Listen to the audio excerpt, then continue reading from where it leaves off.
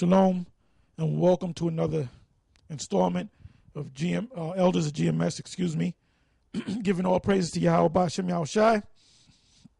Today is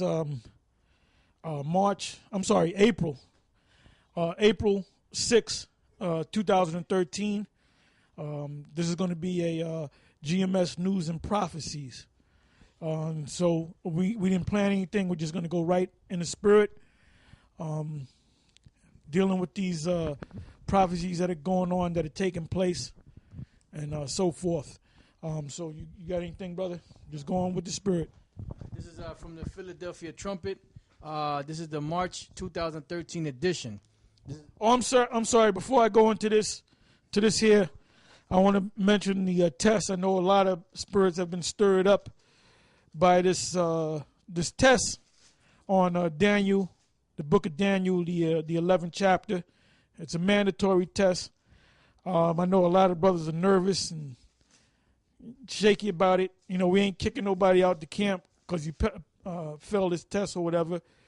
You know, you ain't gonna get downgraded, or no, you might get cursed out. You know, but y'all should be used to that. You know, because we curse everybody out, including ourselves.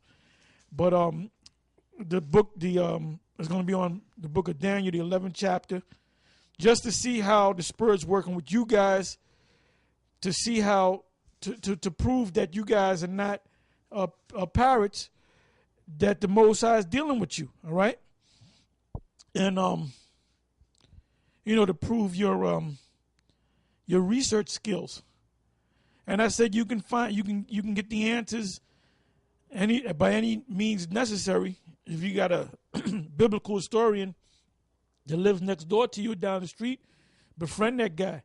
You know, you can go to the library, go into a good thing to look into is the interpreted Bibles, and there's a couple of them out there, and they'll give you the history, but they're not 100%. So based upon what you do on how you do on the test, I can tell if you went into the interpreted Bible. I can say, yeah, that's where you got it from. But like I said, there's spiritual aspects in that a lot of these interpreted Bibles don't even go into. You know, you can go into the different Bible dictionaries he got out there. You can go on the web. You might run into a video with Edomites calling themselves breaking it down, and they might not fully break it down, but they'll give you some pointers. The test is 2 weeks. This is the second week. So you have one more week.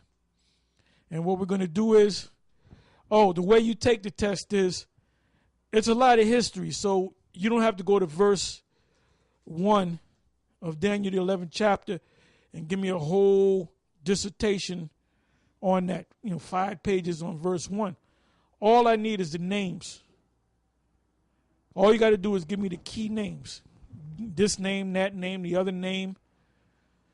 If the guy had a son, you can put his son's name in there.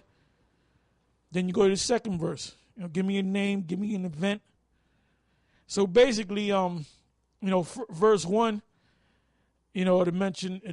Matter of fact, go to verse 1 of Daniel 11 chapter, so I can give you guys a better idea.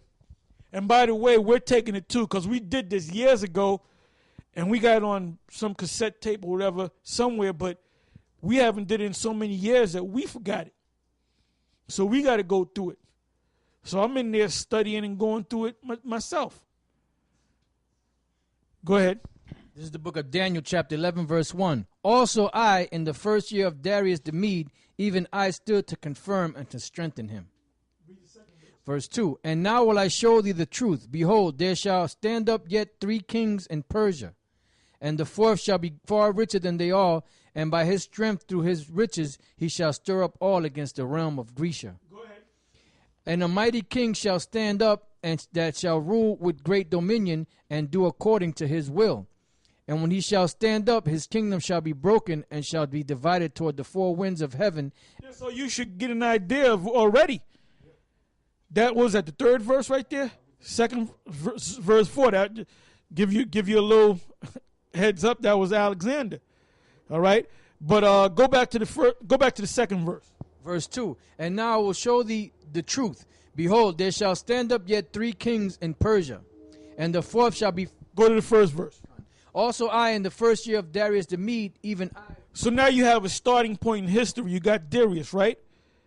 Read on. Even I stood to confirm and to strengthen him. And now will I show thee the truth. Behold, there shall stand up yet 3 kings in Persia.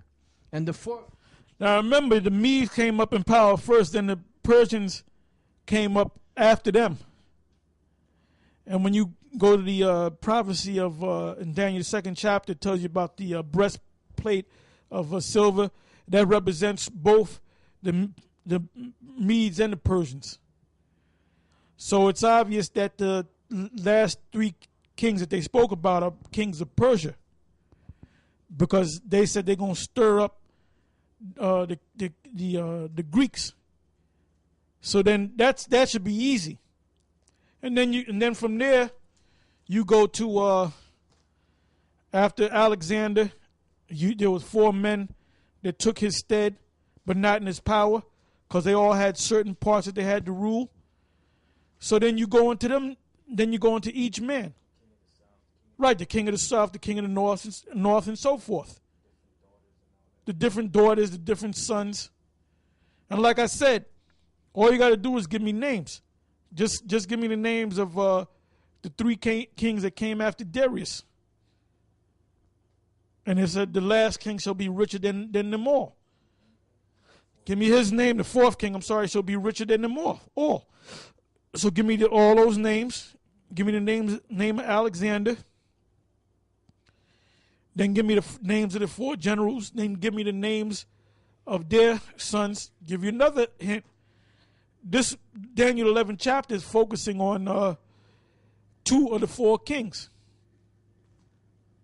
All right, so I'm pretty much giving you the answers. So all you got to do is put it together.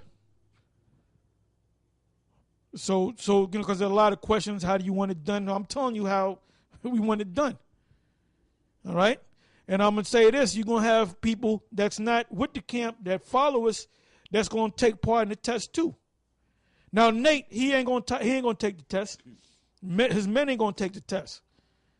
You know, comfy, and it's too much studying. It's too much, getting your brain involved. You know, this guy, Johanna, he ain't gonna take the test. He don't know nothing. He can't break down Jeremiah 14:2. He didn't know cyber oath in James the 5th chapter. Okay, but the reason why we're doing this, because we're on the, what'd you say earlier, on the top of the hill? A city on the hill. We're like that city on the hill.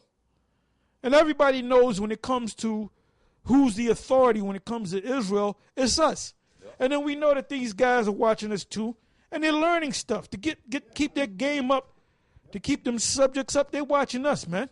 Yep. You know, we watch them too. I mean, I'm going to say this. Hey, I get on Nate and everything, but Nate be having some good classes. You got to admit, yeah. Nate is a good teacher. He teaches a lot of good things, but there's a few points that he goes off on. Yeah. And that's what we get on, man. Yeah. That's what we get on. Because back at the old school, he's going by what he learned at the old school, and maybe he changed a few things. I mean, he's on point, and the guys that are with him are on point, but they go off on certain points. That's right. The Most High demands perfection. All right, go ahead, Ak. This is Revelation 3:1-2. It says, "And unto the angel of the church in Sardis write, These things saith he that hath the 7 spirits of the Most High, and the 7 stars. I know thy works, that thou hast a name, that thou livest and art dead. Be watchful and strengthen the things which remain, that are ready to die. For I have not found thy works perfect before the Most High." Yahweh Bashem Yahushua. So you're supposed to study to show yourself approved. You're supposed to seek perfection. The scriptures speak about the whole book, about understanding the whole book. Get me, and I went through this, what is that, 1 Timothy's, is it 1 Timothy's 3:16? I believe, or 2 Timothy's 3, 2 Timothy's 3:15, 3:16. 2 Timothy 3:16. All scripture is given by inspiration of the Most High, and is profitable for doctrine, for reproof, for correction, for instruction in righteousness. So it says all scripture. That means 100%.